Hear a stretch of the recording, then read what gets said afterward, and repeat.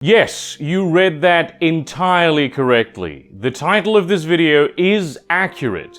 We are talking about exactly what it says today. I hold here in my hands a splatbook for the role-playing game Wraith the Oblivion, one of several game lines in the World of Darkness, published in 1997 by Black Dog Game Factory, which was a company founded by White Wolf Publishing, which is the publisher of World of Darkness, specifically for the purpose of creating content supplements for their games that are very mature. Now you might say, isn't all of the World of Darkness kind of mature? And yes, that is true. So Black Dog is for stuff that is mature by those standards. We all know the reputation that White Wolf has. Where do I put? Should I put this here? No, this doesn't fit. I'm gonna have to put it here, basically. Especially for stuff they published back in the 90s. Like, they published a lot of material, and a lot of that material was, it was a bit ill-advised. Some of you might remember when they came out with this semi-game line about playing supernatural people, known as, gypsies. That's a real thing that they did, and I think it's pretty funny. By which I mean it's pretty bad. Many of the better examples of poorly done content are books regarding the Quajian and the Libon, the vampires of East Asia and Sub-Saharan Africa respectively, which, to be fair to them, they did try to highlight a lot of underrepresented areas of the world, going, look, these places are also really cool and filled with complex people and characters.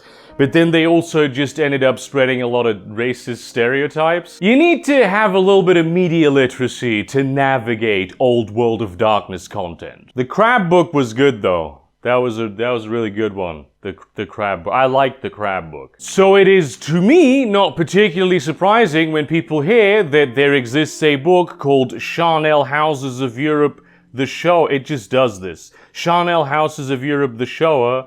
It automatically goes like this, which is very explicitly about the industrialized murder machine of the Nazis, and then those people go, oh no, say this is a joke, because I literally cannot conceive of a way in which this could possibly go right. But no, it's not a joke, and I have it here, really, I really do have it physically here. I've read this book cover to cover, and regrettably, I must inform you that it's really good.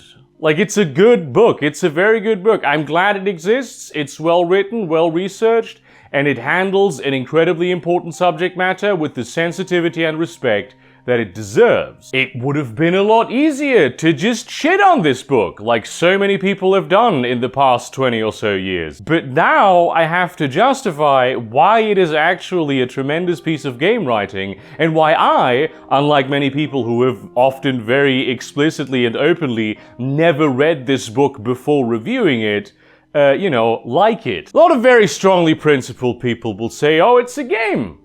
Portraying the Holocaust as a game trivializes it, which I think is an entirely fair thing to say if you don't know what's going on. The World of Darkness role-playing games are not Dungeons and Dragons, right? To put this in an analogy with other media, they're not like comedic action movies or pulp adventures. They're dark and complex character dramas. That is the play style they're built to accommodate. And Wraith the Oblivion does this more and better than any other World of Darkness game line. I would argue that to call this a game is only technically accurate because that is the category of media it falls under. Like how chess is technically a sport, though it is also a board game. It's not a fun game, or, at least it is a fun game, but only fun in the way that it's deeply emotionally disturbing, like how watching any film or show about a major disastrous event is, fun. The foreword talks about how some people thought that of this book right here as a way to sort of translate the story of the Holocaust into a new medium that the children would be able to engage with and connect to. But let me tell you, this is not a fucking hee-hee-ha-ha game for children. If you were to say that it trivializes the events of the Holocaust, you'd pretty much have to agree that every film and every book ever written about it does that as well.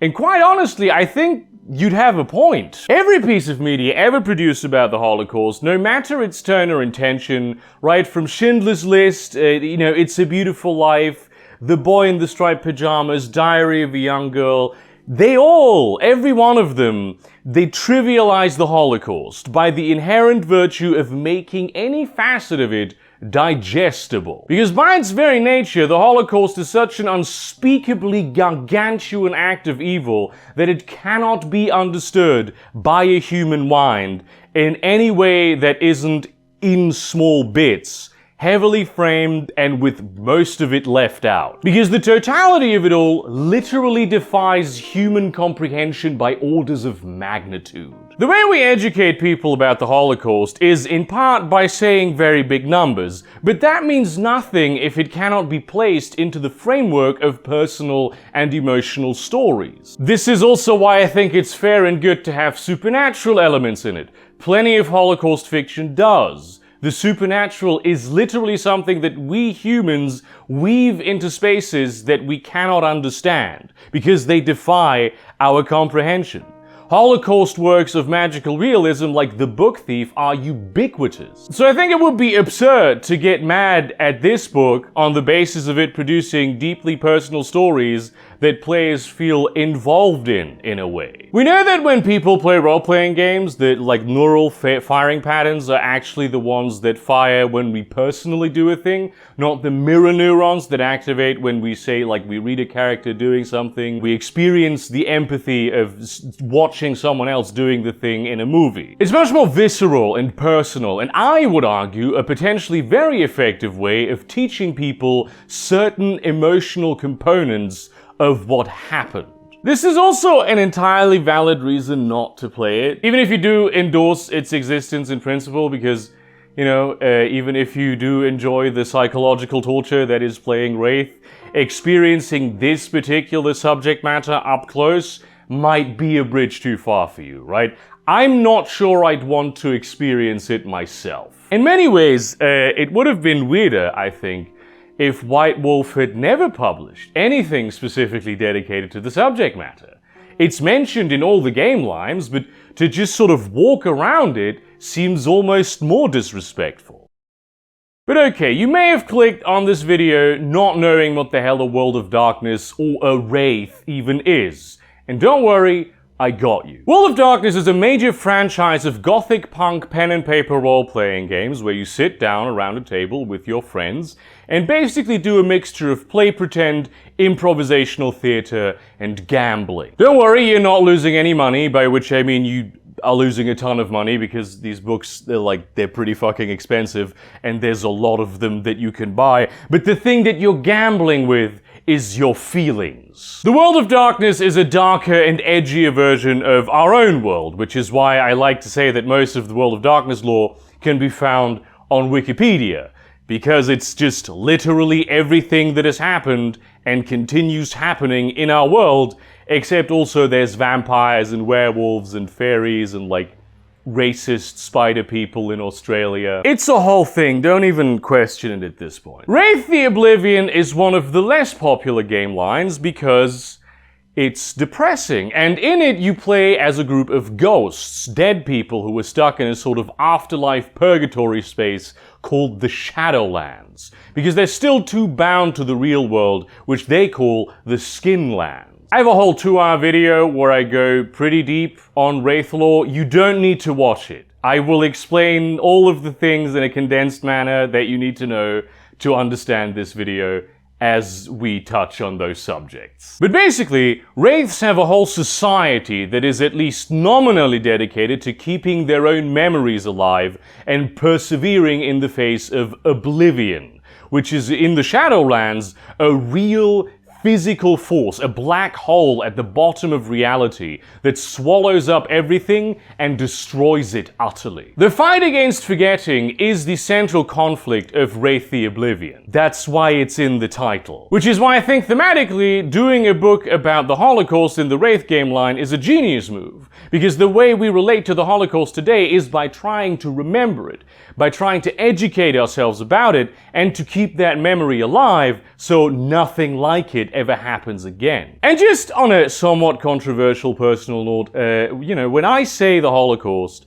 I mean the entirety of the 11 to 12 million people murdered by the Nazis in their network of camps, ghettos, and disparate massacres. Because yes, you may not have learned this in school, but it was 11 million people, or 12 maybe, even more perhaps, potentially, it's difficult to say, because when you actually get into the non-core groups the Nazis were murdering, eventually the numbers get a little fuzzy because many of the records were destroyed, and you run into quite a few rounding errors of like a couple 10,000, 100,000 people. 11 million is one of the more popular, it's sort of conservative estimates. And 6 million of them, the singular largest and most well-documented group among those murdered, were Jewish. Usually when people say the Holocaust, they only mean those 6 million murdered Jews. And we don't even really have a term for the totality of the Nazis' industrial murder machine that killed so many for no reason. Which is why hearing that 11 million number may have come as a surprise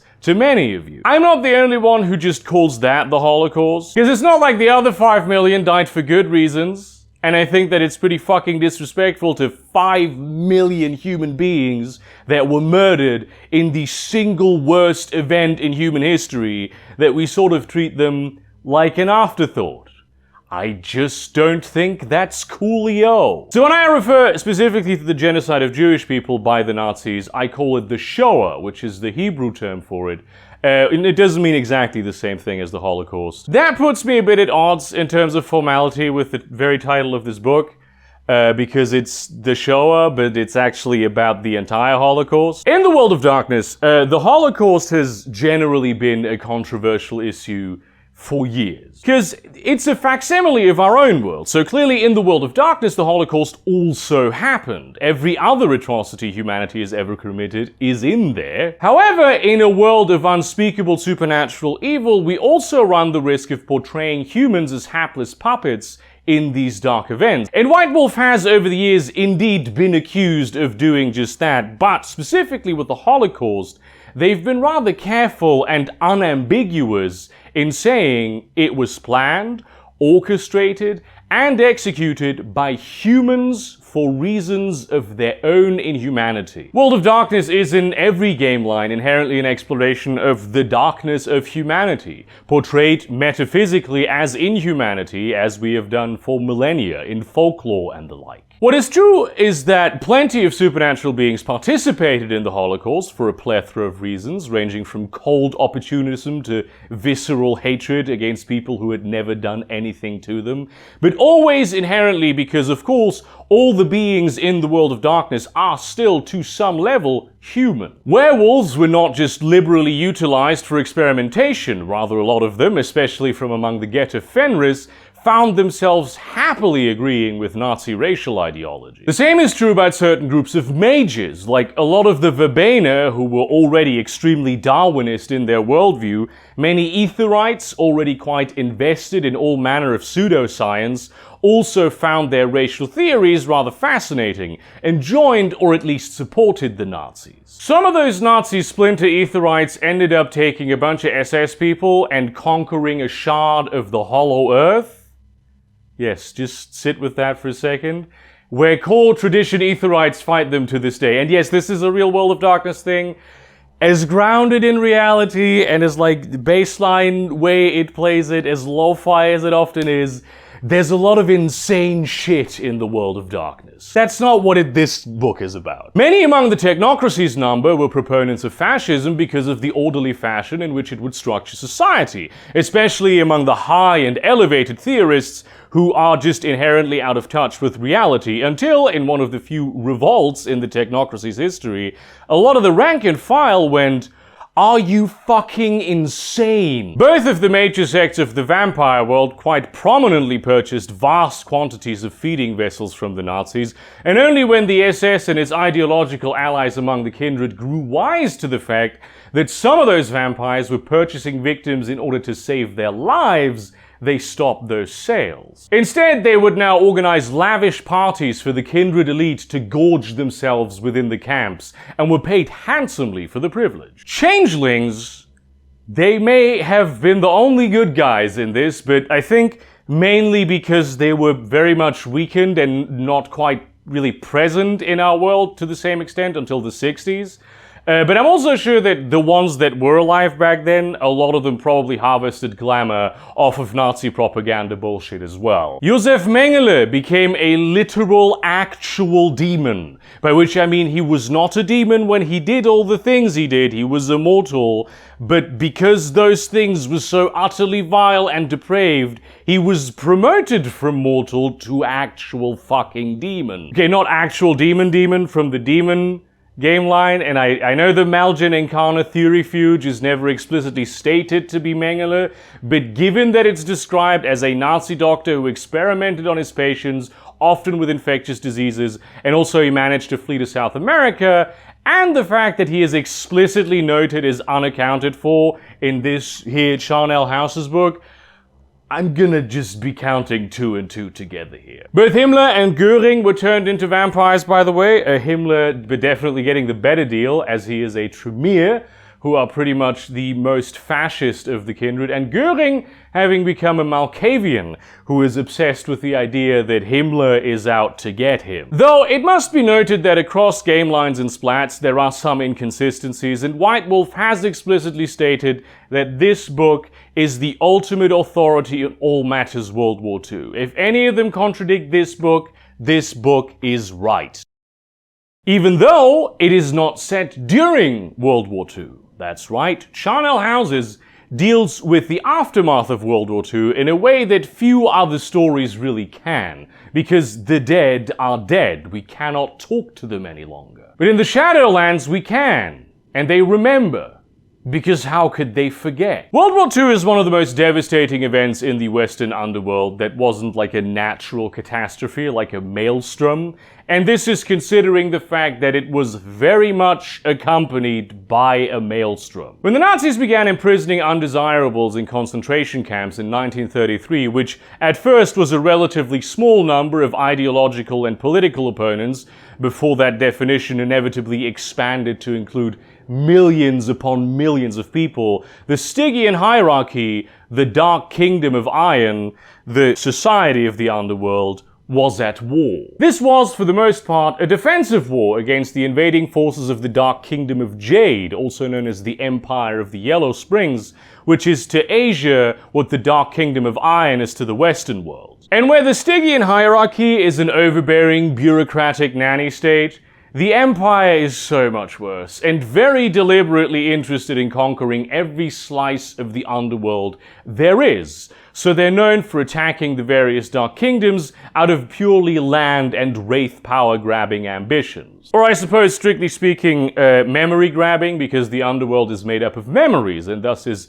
you know, geographically extremely wonky already. It's also not just a highly distorted facsimile of our world over there. There's whole sections of memory detritus, forgotten buildings and items and trees that sink down to the islands floating on the sunless sea, which does not actually correspond to any real place. And this includes Stygia, the city of Stygia, the seat of the hierarchy. This was only the latest in a somewhat protracted number of smaller wars that all blended into one, as the Dark Kingdom of Jade's strategy seemed to be to inflict a sort of death by 1,000 cuts to the Dark Kingdom of Iron, after it had already been severely weakened by the fourth maelstrom that occurred during World War I. So the hierarchy's infrastructure was already severely weakened and dedicated entirely to fighting war, so even back then, when the number of killings was infinitesimal background noise compared with what was to come, many of those freshly dead found themselves lost and stranded in the underworld, not met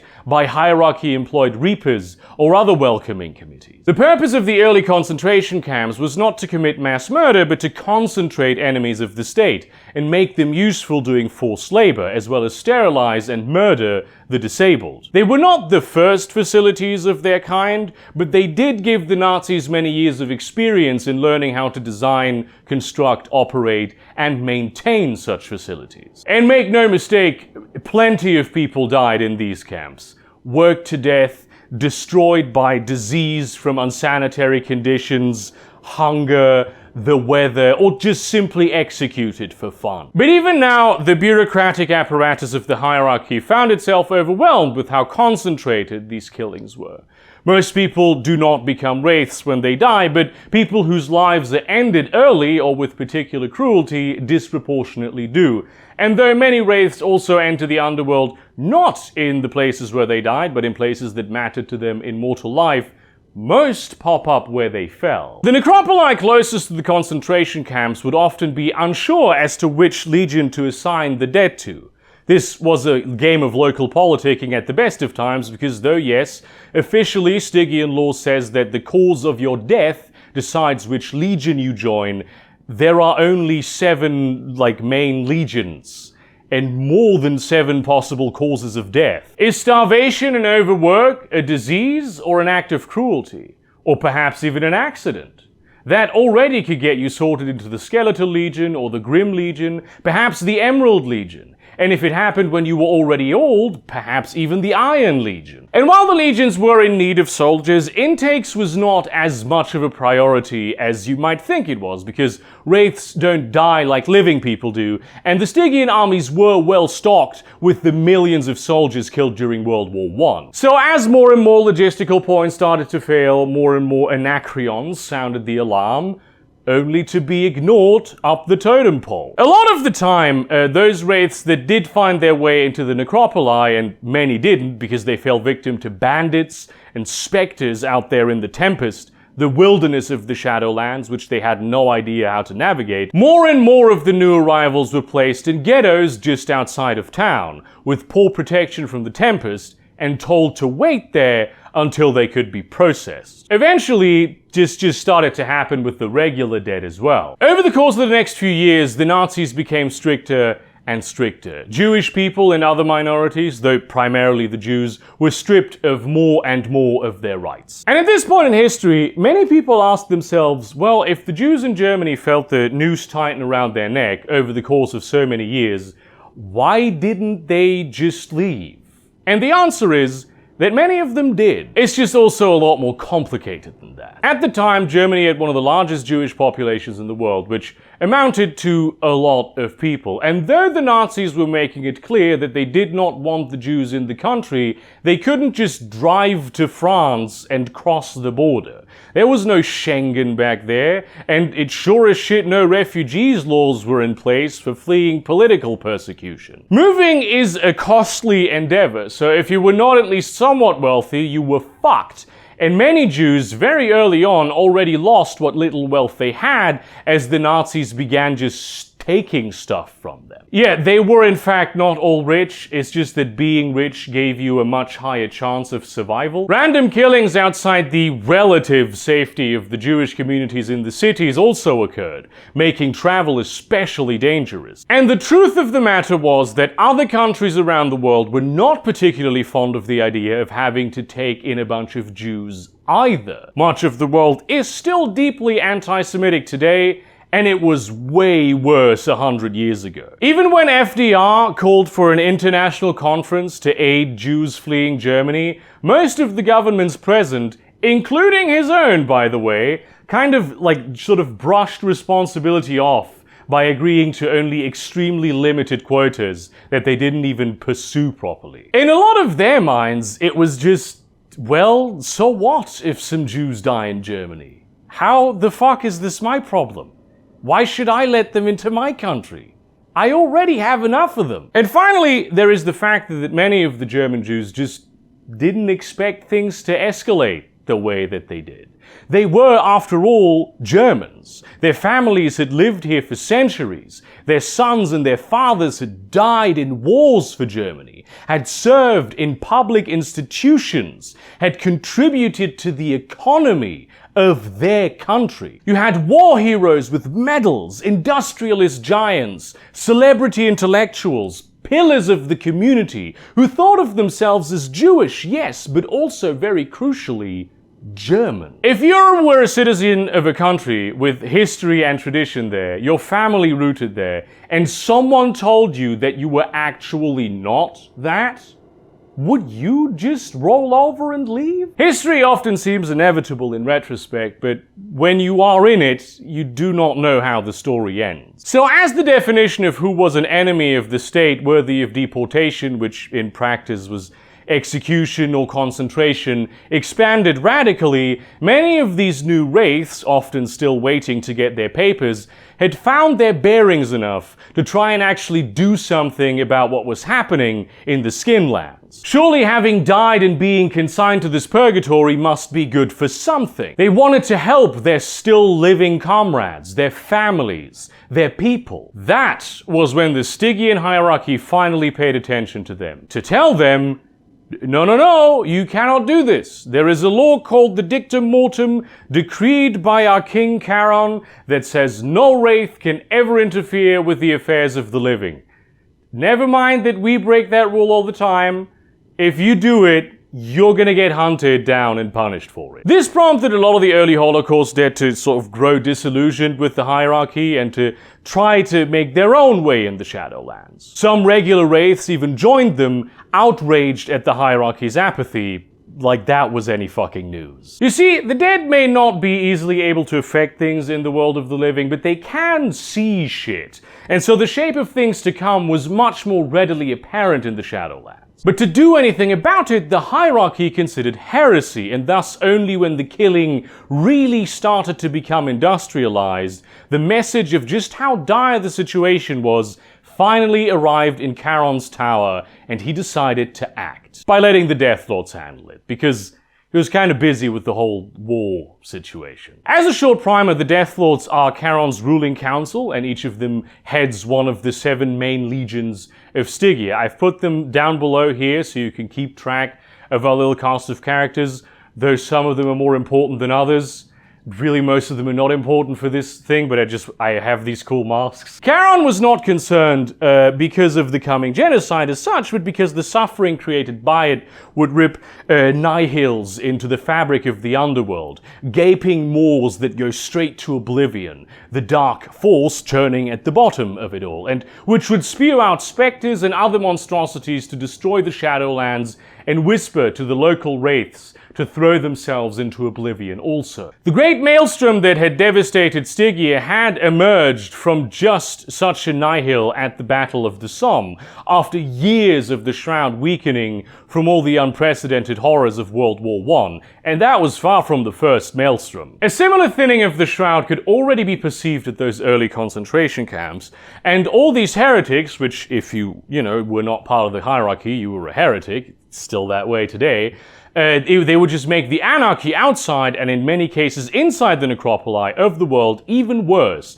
just exacerbating the situation. So the Death Lords, who as usual did not have their eye on the bigger picture and were much more concerned with the bureaucracy and the internal feuding they constantly did to each other, went about solving this issue by enacting the Partition Accords, which essentially said, yeah, we're just formalizing all of the slap patch solutions that the various disorganized Anacreons implemented to locally deal with this issue. Most of the Holocaust victims would have, by regular law, gone to the Smiling Lord and his Grim Legion, who was already known for being rather power-hungry, and the Skeletal Lord with his Skeletal Legion, who is completely fucking deranged and unpredictable. After World War I, the Grim Legion's ranks were already growing too powerful for the comfort of the other Death Lords. And now that World War II was starting, that power imbalance would only get worse. The Smiling Lord himself realized that probably most of the people the Nazis were going to murder wouldn't be soldiers and warriors, but civilians who would clog up his intake system and make his armies ineffective. So the decision was made that the legions would just inherit these Holocaust dead equally, and no extra resources would be diverted to processing them because the bureaucratic effort of assigning them a proper legion had just been reduced anyway, so everything was fine. But everything was not fine. Not only were the resources woefully inadequate to handle the intake of the dead even under simplified conditions, the simplified conditions were vastly complicated by the fact that the Smiling Lord immediately went about poaching all the soldiers for himself. And the other Death Lords, realizing what he was doing, quickly followed suit. This escalated to such an extent that the Death Lords would have specialized hit squads destroy each other's Reapers and steal freshly deceased enfant Wraiths, becoming the very bandits that were already terrorizing the Shadowlands and whose existence they were trying to curb. The politicking within the bureaucracies of the respective necropoli became so convoluted that the whole process of inducting the dead into the society of the underworld became even slower than it had been. The Death Lords were too busy shortchanging and sabotaging each other, and Charon was doing his big war still. So the ghettos of the western necropoli grew, and the dead that arrived became ever more gruesome to behold, ever more tainted by the despair of Oblivion at the unspeakable horrors they had witnessed in the moments before their death, physically marred by the massacres and gas chambers they had been executed by. Zyklon B was touted among the Nazis as a humane way of killing, allegedly painless even though in practice it was anything but. To save on material, the doses would often be too low to kill quickly, and in their desperation, victims would crush and trample each other, tear fingers, and bite their teeth bloody for the faintest possibility of escape. Trauma, both mental and physical, is very visible on Wraiths. Nothing in the underworld is merely symbolic. Everything is real. So many of these folks came out truly disfigured, and often already much of the way to becoming specters. Because a Wraith is actually two people, a psyche and a shadow. The psyche is the mind, the person, the entity trying to square the circle of resolving its issues in the real world and transcend to the afterlife. The shadow is the inner demons, the self-sabotage, the dark voices made material as a little piece of Oblivion. Shadows are intelligent, they know everything you think, and they talk to each other, coordinating in the effort to make you lose hope and fall to oblivion. To reflect the insidiousness of this mechanically, your shadow is actually played by another player at the table. Should you ever fully fall victim to your shadow, you become a specter, a wraith whose shadow is dominant and who serves oblivion in the destruction of all the memories of the dead. The sabotage of the Stygian project, the sowing of despair so severe, all wraiths want to do is to cease to exist entirely without having to confront their pain. Many victims of the Holocaust didn't just come into the underworld already most of the way to becoming specters, but as Mortwights, literally wraiths who start out as specters, a fate reserved only for the most vile and the most traumatized. And so they looked fucked up when they came to the necropoli. And you never know what kind of clever tricks Oblivion is coming up with these days. The shadows whisper into the ears of the Stygian wraiths. Better to keep them in the ghettos, to declare them different from the outset, to call them something else so they can never infiltrate our ranks. And so they started calling them Dybbuks. A Dybbuk in Jewish folklore is the ghost of a particularly bad person that maliciously possesses and manipulates the living. Not really something you want to be called. But the Holocaust victims picked up the name with pride.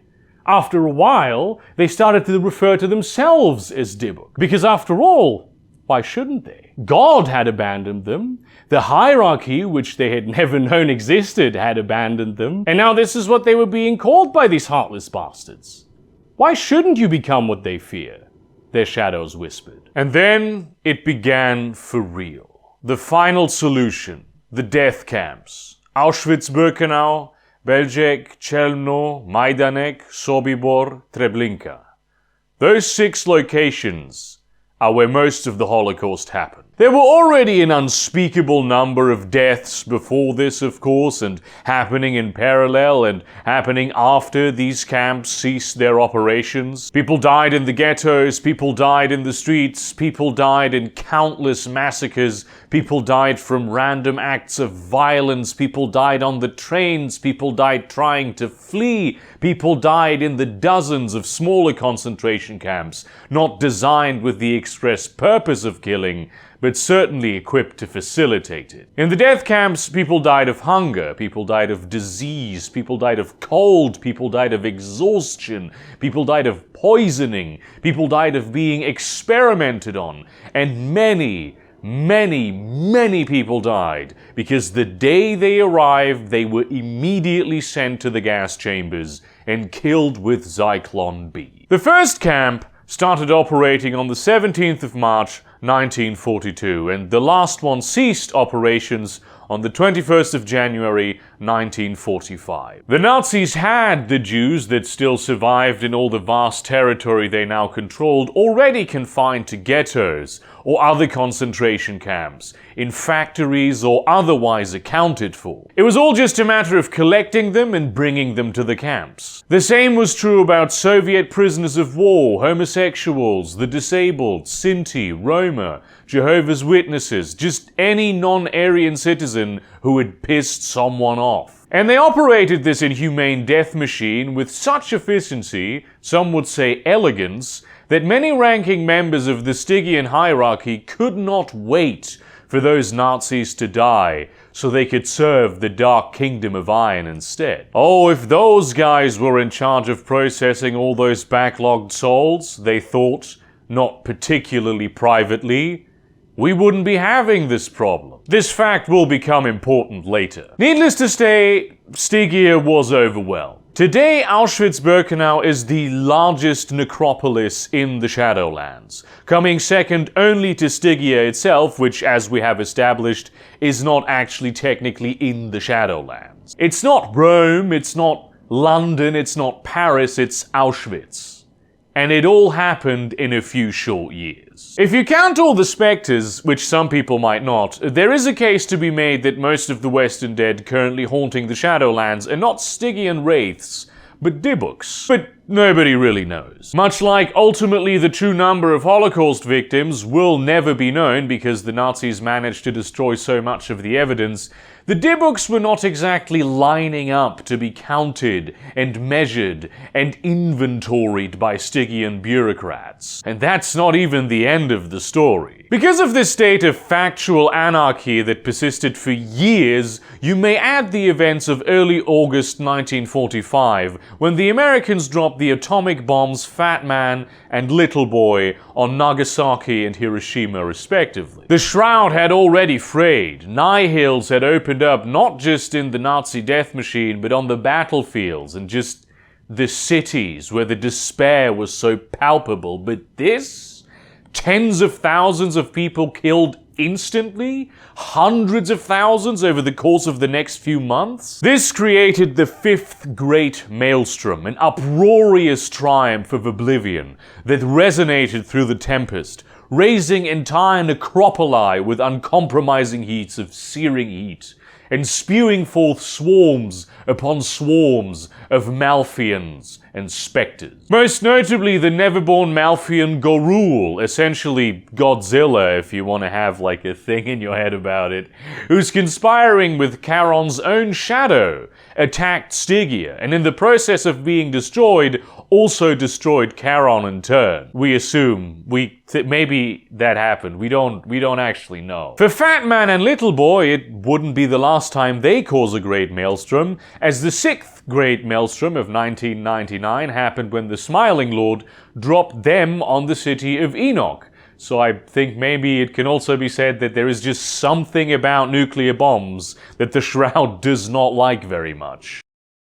And so, with Charon gone yet again, the Death Lords were in charge yet again, and the Dark Kingdom of Iron was in shambles, so naturally they immediately started squabbling again, making power plays on every level. And both the greatest burden and the most coveted resource of the time were the Dybbuks. But things would not occur as the Death Lords had planned them, because in stepped the Ferrymen. Now the Ferrymen are a sort of like guild/trade union type deal, an organization founded by Charon actually himself before the Dark Kingdom of Iron, and functioning independently of it. They are the only people who can reliably navigate the Sunless Sea, and they are unparalleled at traversing the Tempest as well.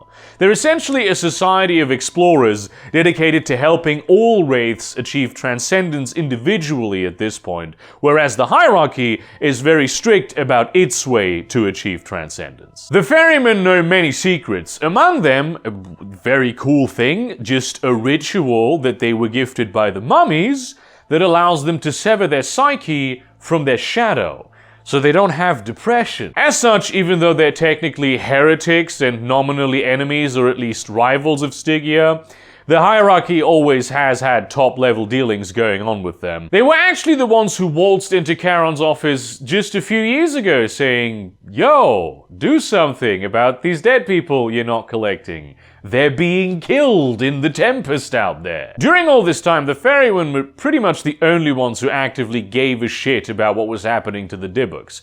Aside from a few Stygian wraiths and a few heretic sects, not just looking to turn the souls of the dead into lampshades, which in this case is a special kind of fucked up analogy, they were just left for the ravages of the Tempest and the predations of opportunistic slavers and soul forgers. These people who had suffered so much had been immediately abandoned by the hierarchy that was now beginning to stir itself out of its coma and saying, "Actually, you belong to us."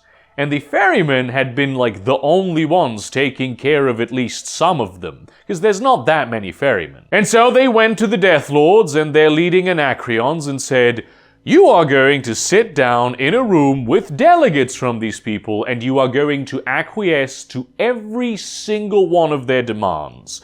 Otherwise, we will destroy you. We will end the Stygian hierarchy and the Dark Kingdom of Iron.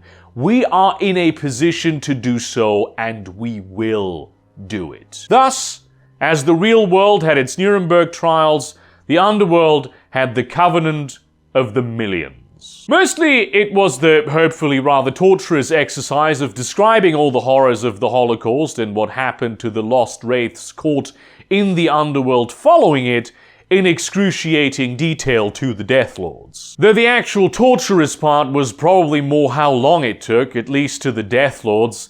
The only one who showed any sort of remorse was the Ashen Lady, and even she did it through a spokesperson. She'd also been the least focused on messing with the Dybbuk solely because she always has like a tendency to take things slow, which makes her into a perfect face for the apathy that the hierarchy showed with the fate of the Dybbuks. Then, large sections of the Kingdom of Iron's land were discorporated. All the ghettos, the death camps, sites of major massacres, various culturally significant locations were all reformed into the Dark Kingdom of Wire, a confederation of all these now officially Dybbuk-controlled locations. These places were hardly prime real estate, they were loaded really with terrible, terrible vibes, frayed shrouds, pools of angst, a veritable cornucopia of nihils. The ferrymen, in fairness, acknowledged that part of Stygia's great success as a society in the underworld is, aside from the fact that it, systemically eradicates its rivals over the millennial of its own existence, that's always been a thing, it is very skilled at closing nihils, repairing the shroud, and fighting Oblivion. All these new communities and young wraiths, tainted by angst more than any other, didn't have anywhere near that level of expertise. And so the hierarchy would send their legionnaires to help the Dybbuks do those things in the Dark Kingdom of Wire,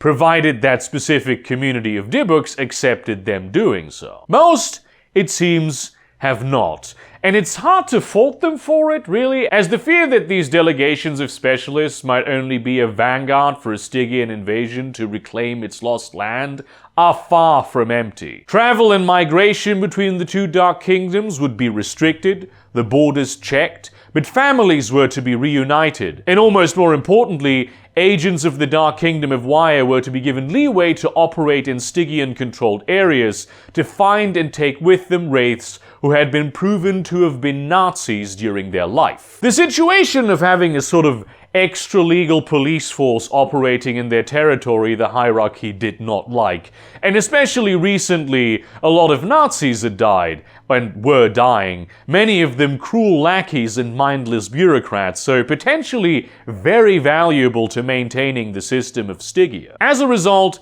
Nazis often had their appearance changed through molliation and were given new identities to hide them from the Nazi hunters. But officially, because of the ferrymen, the Stygian hierarchy had to acquiesce. It was that or face annihilation. They essentially ceded these parts of the Dark Kingdom of Iron and maintain only sporadic diplomatic relations with them, usually by like sending a contrite diplomat to exchange lists of information and report on the status of the Shroud. And for what it's worth, there are many Wraiths, especially among those who died after 1945, but also before, who very much support this and think the hierarchy's handling of the situation was just shameful. But of course, as these things go, many of those Wraiths were exactly the ones who spent years turning away Dybbuks at the gates of their respective necropoli and into the ravages of the Tempest.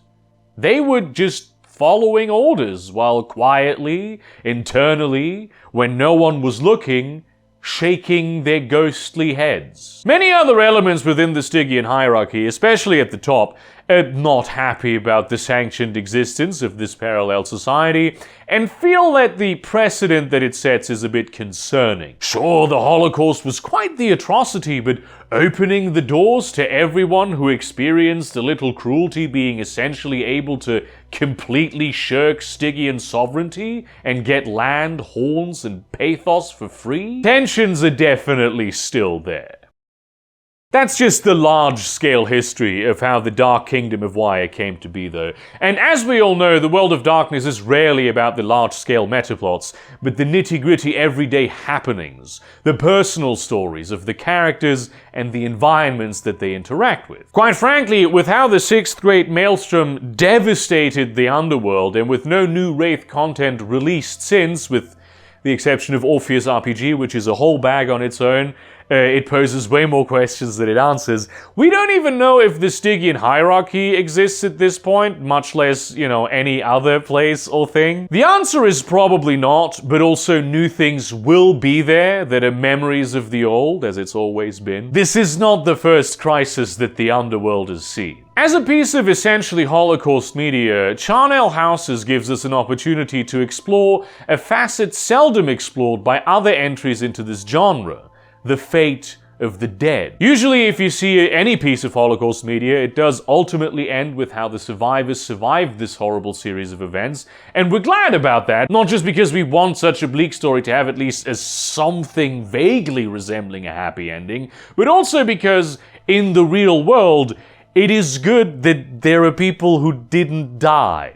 Like, it's always good when that happens, or rather doesn't. But that isn't so here in Wraith. It's a game about the dead and their unresolved conflicts, and I think it gives a certain amount of humanity to the actual victims of the Holocaust that is, by nature of genre limitations, often not as easily achieved in other forms of media. It's easy to tell a sort of unapproved story about someone who can no longer tell it themselves, and it is easy to paint them as a sort of caricature of who they really were, when in fact, all the people who went to these concentration camps were neither angels nor demons, but complex human beings with unique and intricate lives. They worked hard, they stole, they donated to those in need, they broke hearts, they held their crying friends, they were highly educated, they had never read a book, they were vindictive, they were forgiving, they performed selfless acts, they did unforgivable things. In a pool of 11 million human beings,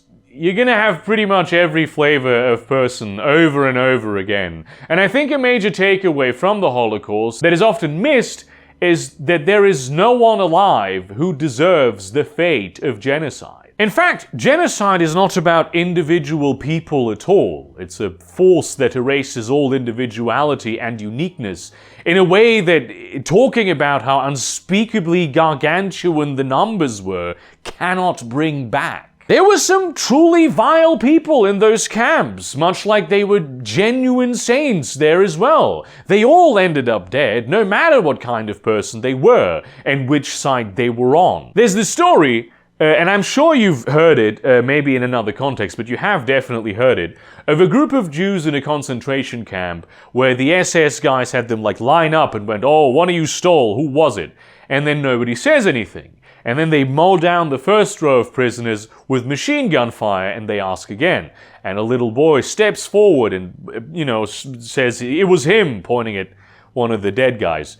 thereby sparing everyone else. Now, it is entirely conceivable that this happened, in theory. A lot of things happened. But I don't like this story too much because it paints a picture of a dignified group of victims working together with wit and cunning to help each other out against the common enemy that was keeping them trapped. That wasn't usually how it was. It may be how people like to think of those victims, and I reckon with the best of intentions, but it fails to encapsulate the true horror of being there. I first heard the story told about Auschwitz, so that already doesn't work because all the children under 14 were immediately gassed upon arrival, as they were considered too feeble to do work. But also this whole notion of solidarity among victims was more often than not bullshit and very much on purpose. Because the Nazis, when they did construct the death camps, had become very good at keeping huge populations of prisoners packed together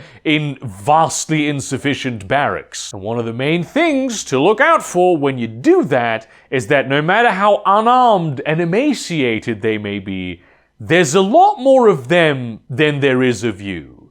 And they see you as a sort of implacable enemy against which every desperate action is to be taken to escape. Factionalizing and sowing strife among the various people imprisoned in these camps was a top priority for whoever was running any given place. And though they all had different approaches, a common theme we see is that they would separate prisoners by what crime they had committed against the fatherland and to display this on their clothes so it would be easily identifiable. And spoiler alert, only one of these categories you could actually be sorted into was for actual criminals. Everything else was stuff like communist, homosexual, and of course Jew, among many others. Sometimes they would even get intersectional for some additional fracturing, so you might be a Jew and a communist, and you would display both of those things. And they would stoke the flames of resentment by showing favoritism to certain groups, making people think they did something to get into the Nazis' good graces, which there were plenty of options for,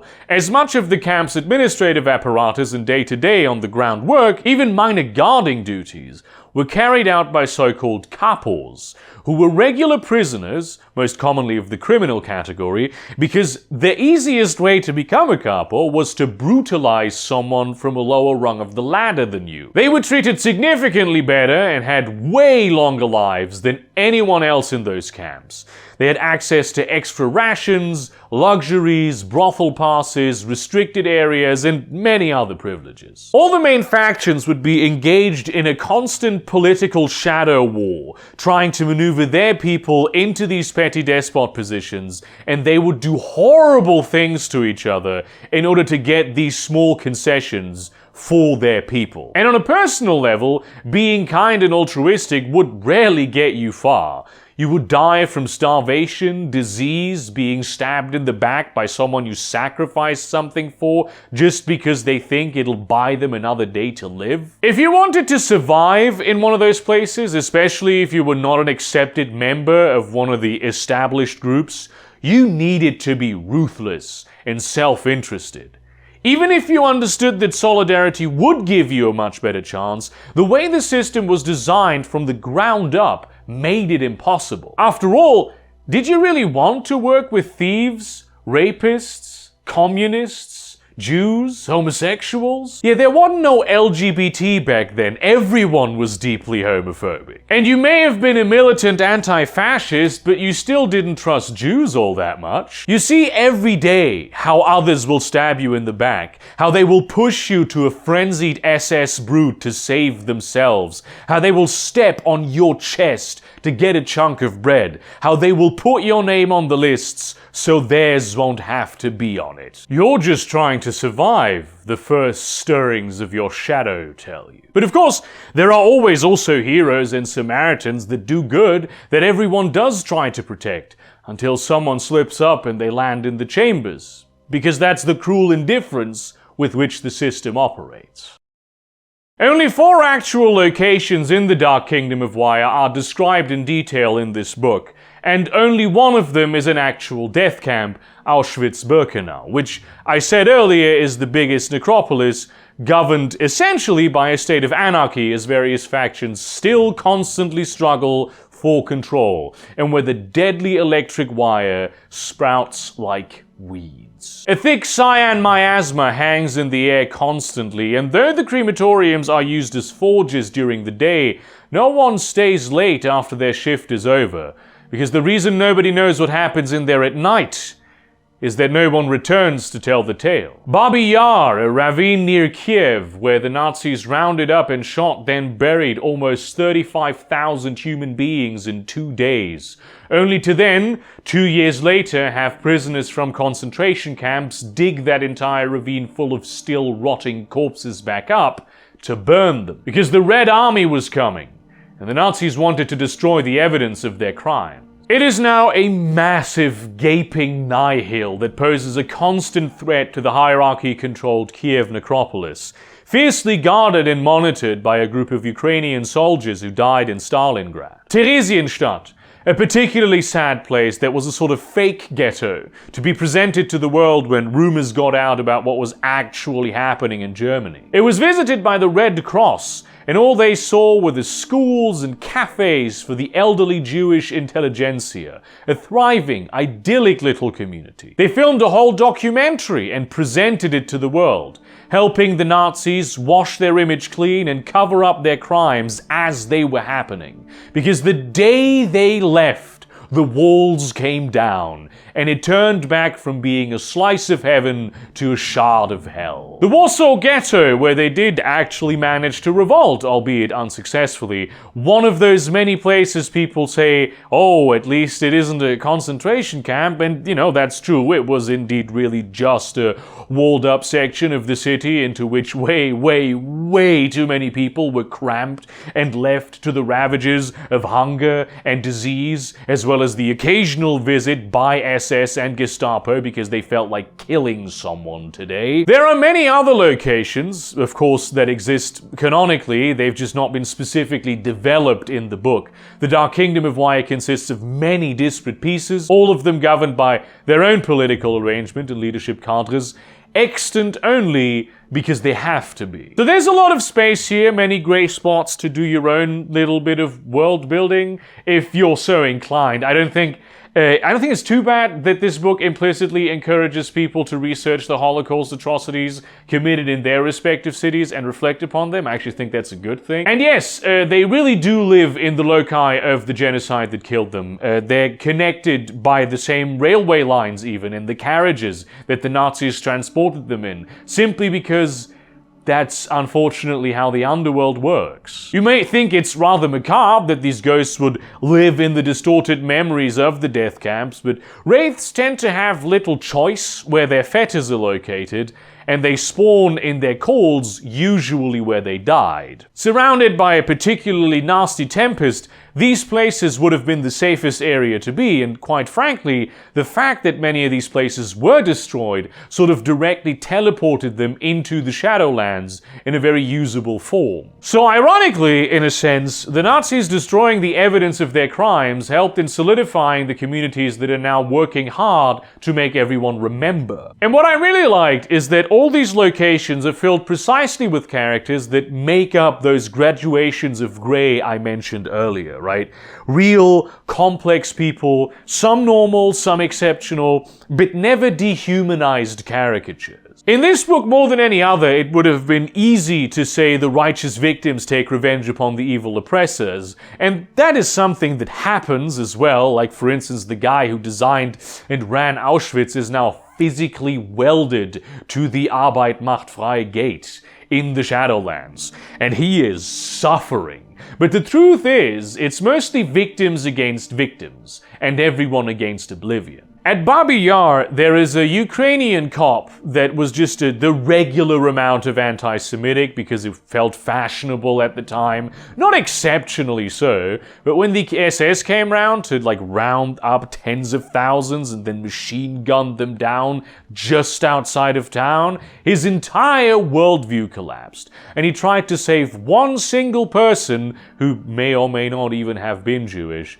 and then he killed himself. He's currently trying to find redemption redemption by helping with fighting the spectres coming out of the Nihil every day, looking for that one person he saved. Another interesting one, actually from the same section, was a Jewish concentration camp prisoner shipped to Baba Yar to exhume the bodies and destroy the evidence of what had happened, which he feels immensely guilty for. Many people would say, well, he was forced to do it, but other schools of morality would dictate that he could still have refused, and this is what his shadow tortures him with. The Warsaw Ghetto has a leadership figure, a Jewish partisan resistance fighter who is a mix of like John Rambo and a YA novel main character, absolute action hero and all-round charismatic figure. Good guy, just trying to do his best, and his stats reflect that. They're very good. Which may sound rather unlikely, but this is a real historical figure. Mordechai Analievich. That guy really was him. The creators specifically point out that this is really a 23-year-old kid who ran years of guerrilla warfare against the Nazis and held off 30 SS guys on his own. This unlikely person existed in our real world. In Theresienstadt, there is a doctor who always did everything in his power to do right by his patients and the Jews interned there, and who tried at great risk and expense to himself to warn the Red Cross people that it was all fake. And he is an important figure in that necropolis. But he was also German, and voluntarily joined up with the Nazis to become a concentration camp doctor. The book seeks to humanize all characters, to put grayness over something that is black and white, because it isn't black and white.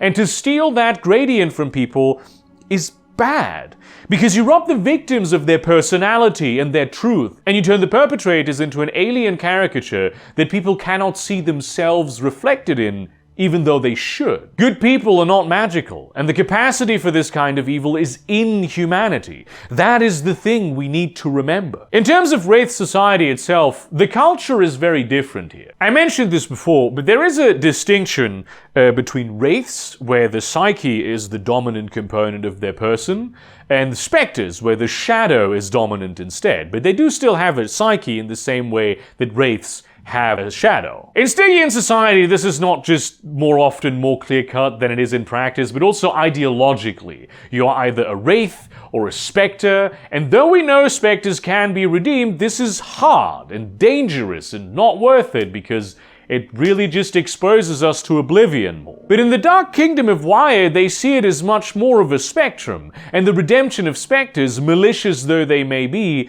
is a top priority for them, because those spectres were victims of the most horrid crime, and it instilled in them so much despair that they became monsters themselves. At the same time, some of the spectres terrorizing those camps were Nazis, and Nazi collaborators, and it's sometimes very difficult to tell who is what. A lot of people in the camps and ghettos are knocking on the door of Specterhood all the time, and it's not always clear whether they are Wraith or Spectre, even to themselves. Such individuals would be expelled from the Dark Kingdom of Iron, or maybe if they're lucky, imprisoned in some sort of sanatorium. In Wire, they're just part of existence. Perhaps the greatest difference is in the dictum mortem, the non-interference law with the skin lands. Holocaust remembrance and education are key to maintaining the very physical integrity of the ghettos, and thus people in the hierarchy who have a vested interest in seeing the ghettos around them eliminated in the Shadowlands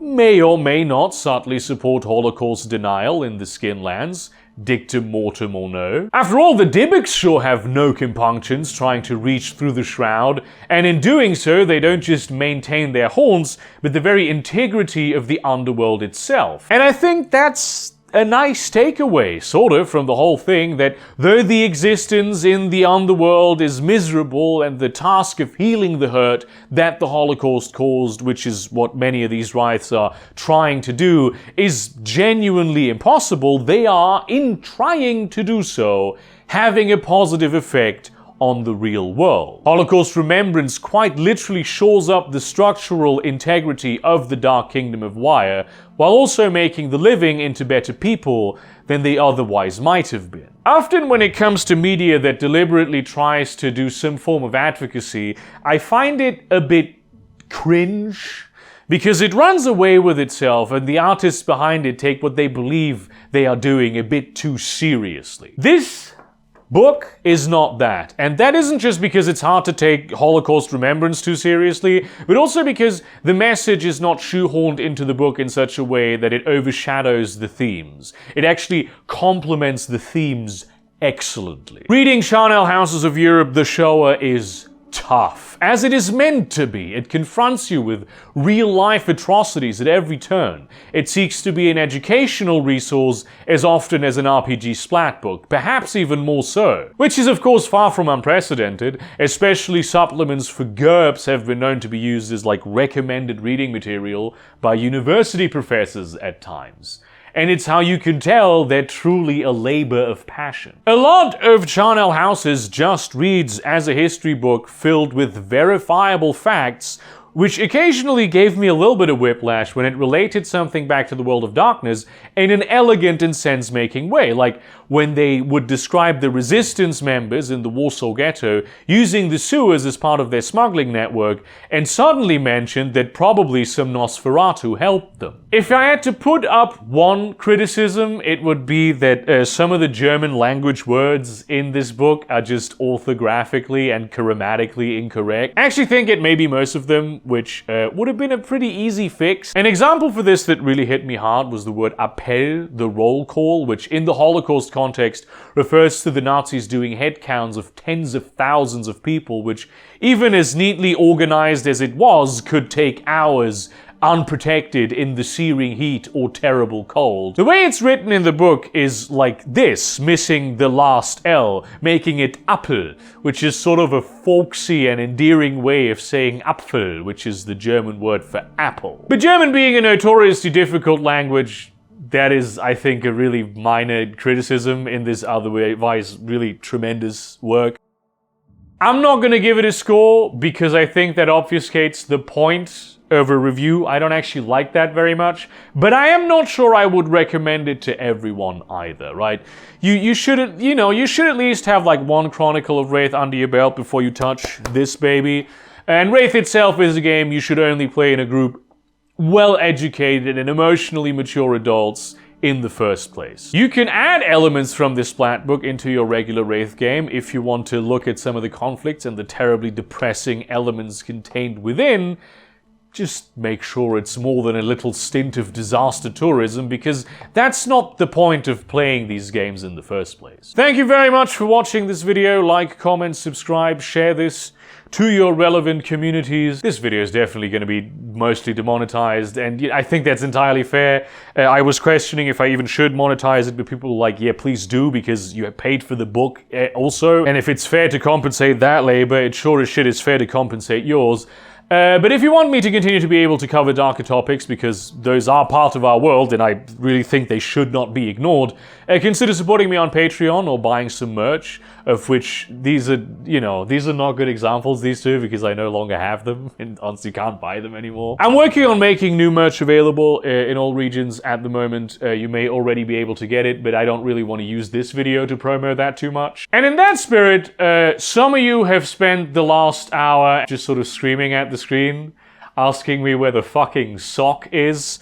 And it's not, it's on my mic, it's over there. I don't have it here. It's behind the camera, basically, right behind you. I had to use that as part of my setup. I actually didn't like it. I like to have my hands free. Now that my setup is different, I can go back to using the lav mic as I used to. So yeah, sorry folks. And see you around, sock lovers.